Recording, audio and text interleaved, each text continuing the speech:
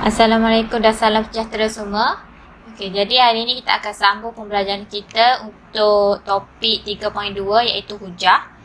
Untuk kali ini kita akan masuk objektif yang baru iaitu 3.24 dan 3.25. Okey, jadi di akhir pembelajaran ini murid dapat menentukan dan menjustifikasikan kekuatan sesuatu hujah induktif dengan tepat, menentukan sama ada hujah yang kuat itu meyakinkan dengan betul, membentuk hujah induktif yang kuat bagi sesuatu situasi dengan benar.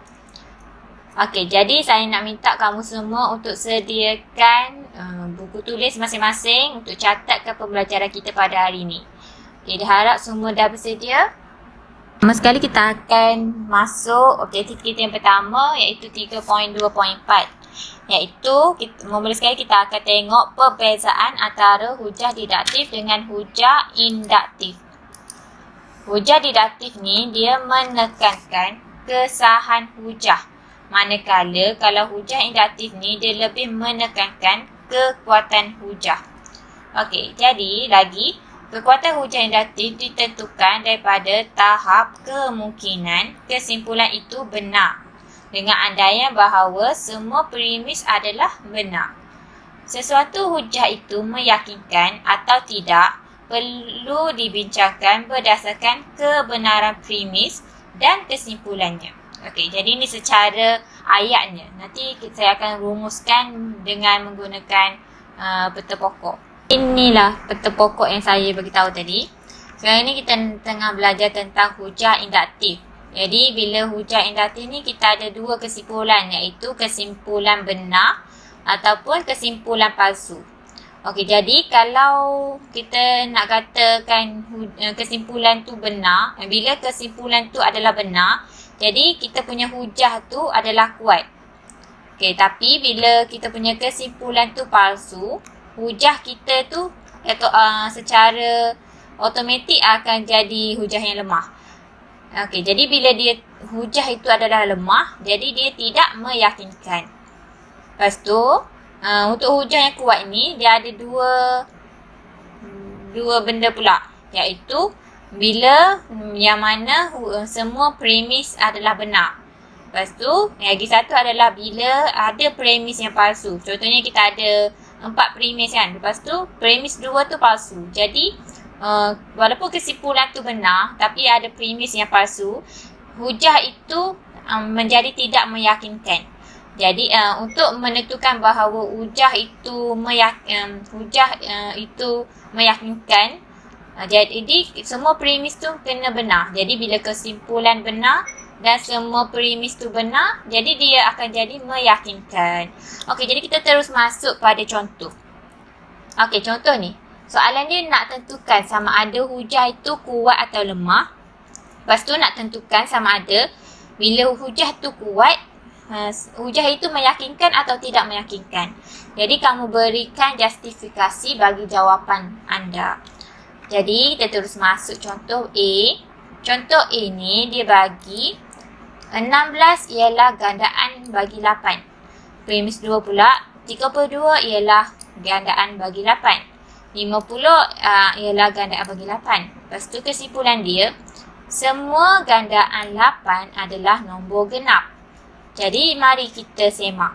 Betul ke semua gandaan 8 adalah nombor genap, and then betul ke semua premis ini adalah benar. Jadi kita semak gandaan 8. Okay? 8 darab 1, 8. 8 darab 2, 16.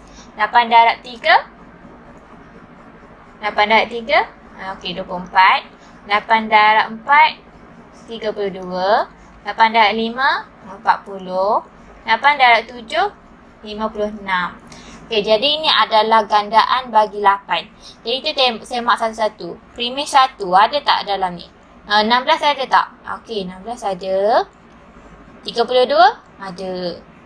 Okey, 50 tak ada. Okey, 50 tak ada dalam gandaan 8. Jadi kita kata premis 3 ni adalah palsu.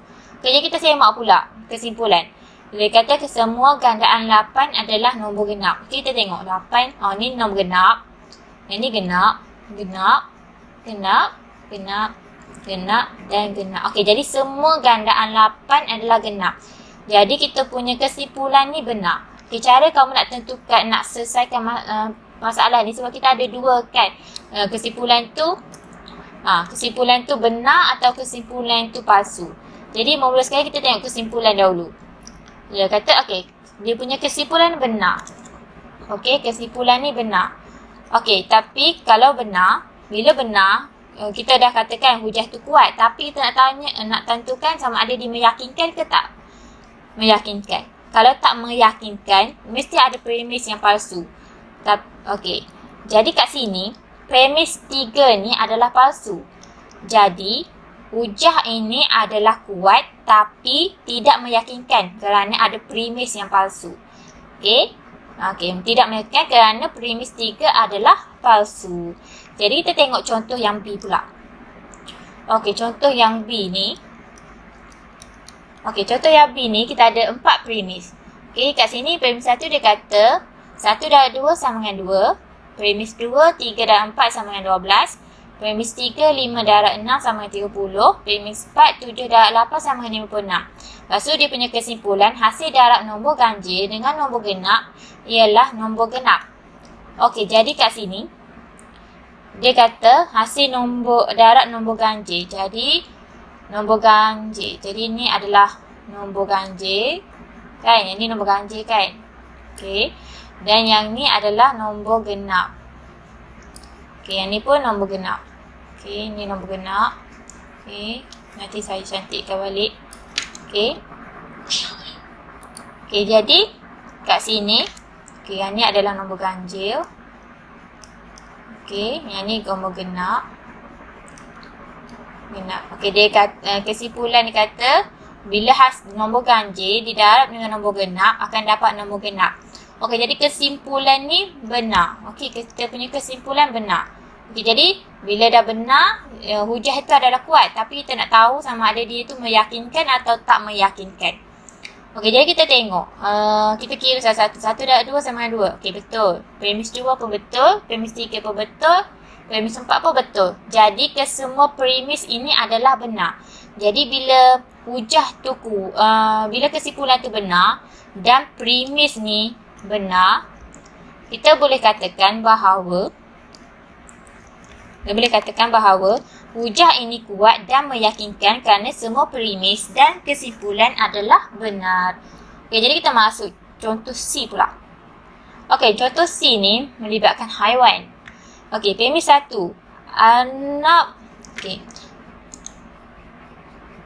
Okey, premis 1. Anak mempunyai 4 kaki. Premis 2, kucing mempunyai 4 kaki. Premis 3, lembu mempunyai 4 kaki. Dia punya kesimpulan, semua haiwan mempunyai 4 kaki. Okey, ingat tak tadi saya kata kalau nak tentukan soalan ni, kita kena tengok dia punya kesimpulan dulu. Okey, jadi sekarang ni dia punya kesimpulan, semua haiwan mempunyai 4 kaki. Betul ke semua haiwan ada 4 kaki? Okey, tak kan? Tak semua haiwan ada 4 kaki. Ada je haiwan yang tak ada kaki macam ular. Dan ada juga haiwan yang ada 2 kaki seperti burung, ayam dan sebagainya.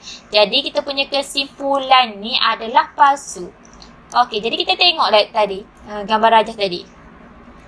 Okey, bila kesimpulan tu palsu, secara automatiknya kita punya hujah tu adalah lemah dan tidak meyakinkan. Jadi tak ada pilihan sama ada dia meyakinkan ataupun tak meyakinkan. Terus tak meyakinkan. Okey.